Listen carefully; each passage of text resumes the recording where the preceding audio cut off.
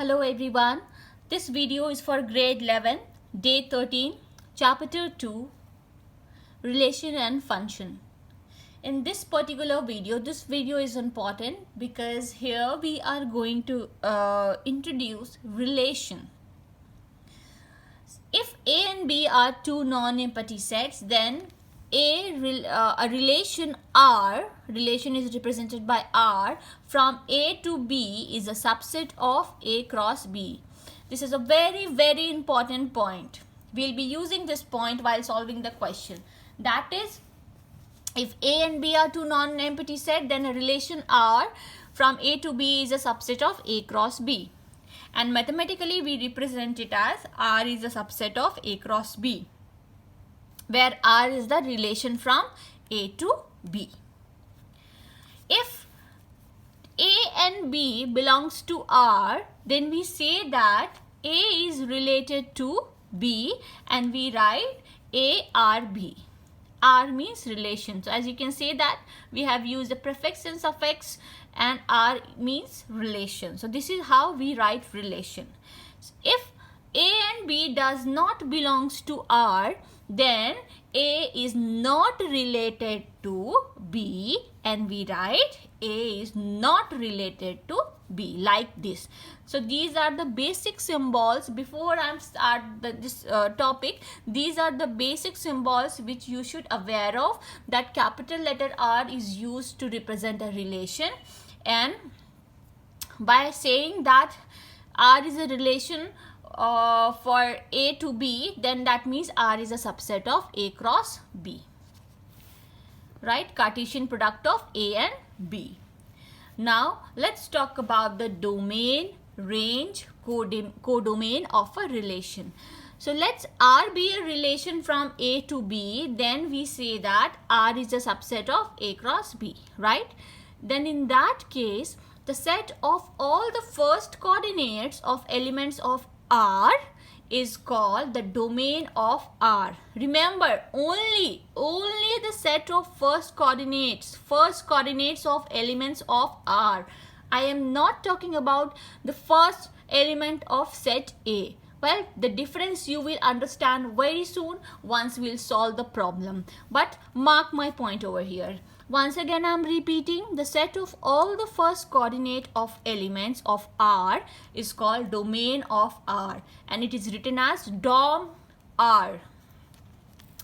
The second one is that set of all the second coordinates of element of R is called the range of R, denoted by range R. And at last, I'll say that the set of, that is the set B, and the set B, entire set B is called codomain of R. So we say that domain R means A, such that AB is a subset of R, and range, here we can say that the range that is B, such that AB and belongs to R, and this also belongs to R. So this should be belongs to R. So A, B both belongs to R.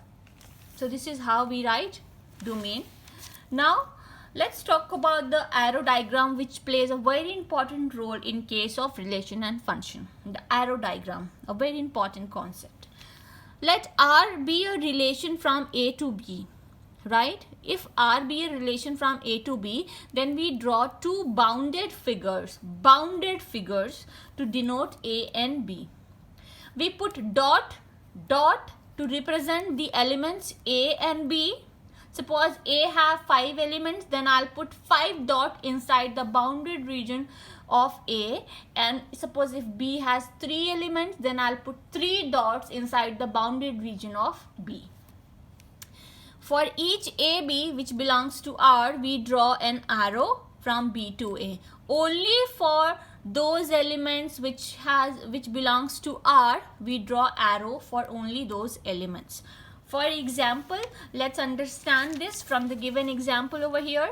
let there is a set A with elements 1, 2, 3 and set B with elements 2, 4, 6, right? I have to show that R equals to 1, 2, 1, 4, 3, 2, 3, 4 is a relation from A to B. I also have to find the domain R, the codomain R, the range R, and also I have to depict the above relation by an arrow diagram. Now the solution is, here the value of A is given, the set B is given, R is also given. If you will find A cross B, it is very simple that R is a subset of A cross B, because definitely all the elements of R are present in A cross B. So by simply looking into it, we can say that R is a subset of A cross B. Why? Because when you find A cross B, you will pair this 1 with 2, then 1 with 4, 1 with 6, 2 with 2, 2 with 4, 2 with 6, then 3 with 2, 3 with 4, 3 with 6. That many element it will have, that A cross B. And you will see that these elements are present in A cross B also. So we can say that R is a subset of A cross B. The moment it is clear that R is a subset of A cross B, this is important to write. Why? Because in that case only we can say that R is a relation from A to B. R is a relation from A to B. Now, what relation we have here? We have 1, 2, 3. So first of all, as you can see that I have drawn two bounded region. This is my A and this is my B, right? So I have represented two set with bounded region A and B. Now set A has how many elements? 3 elements. So I have represented each element by 3 dots. 1, 2, 3 by 1 dot. So this dot represent element A, this dot represent element B, this dot represent element 3. Similarly 2, 4, 6. So 2, 4 and 6, 3 dots here also I have drawn. After that, there is a relation 1, 2. That means the first coordinate represent the element of A and the second coordinate represent the element of B. And since this comes under the relation set, that means 1 has a relation with 2. So the relation is always represented by an arrow. So my arrow is starting from 1 and it going to end at 2, and this is my path, because it is 1 and 2. So 1 from set A has a relation with 2 from set B. Now what is next? Again 1 from set A has a relation with element 4 of set B. Again my arrow will start from where? Only 1. So my arrow is starting with 1 and it's going to end at 4, and this is its path.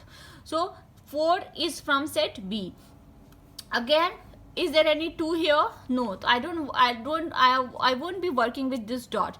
Now the next, the elements which we are covering in this relation set only that much.